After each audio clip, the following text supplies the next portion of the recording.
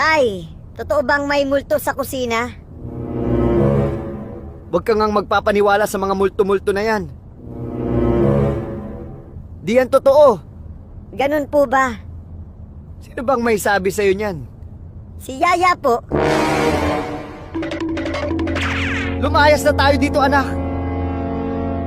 Bakit po? Wala tayong yaya.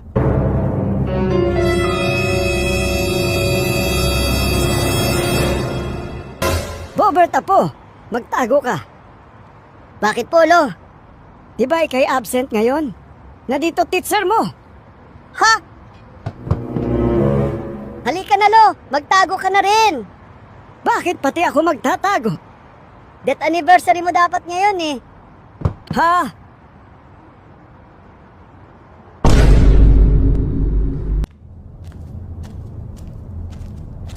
Good morning, Doc. Good morning. Natatandaan niyo ba ako, Doc? Ako yung nagpakonsulta sa inyo noong nakaraang taon. Teka. Oo. Ikaw yung may lagnat. Ang tagal mo na di nakabalik, ha? Kamusta ka na? Okay naman na ako, Doc. Mabuti. Oh, bakit ka nandito? May itatanong lang sana ako, Doc. Ano yon? Kailan po ako pwedeng maligo? Hold up to! Akin ang pera mo! Hindi mo pwedeng gawin sa akin to. Bakit? Hindi mo ba ako kilala? Isa akong politiko. Ha? Kung ganun, akin ang pera namin!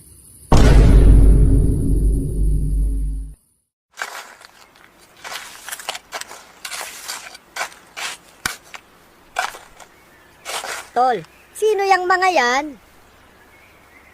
Di mo kilala. Yan ang presidente ng Pilipinas.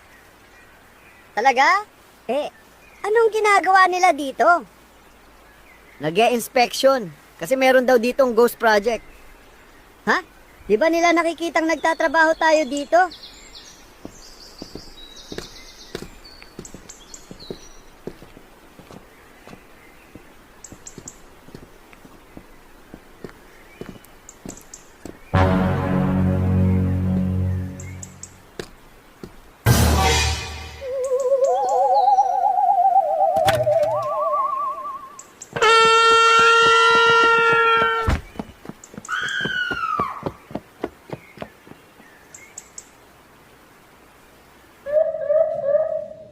Anong meron dyan?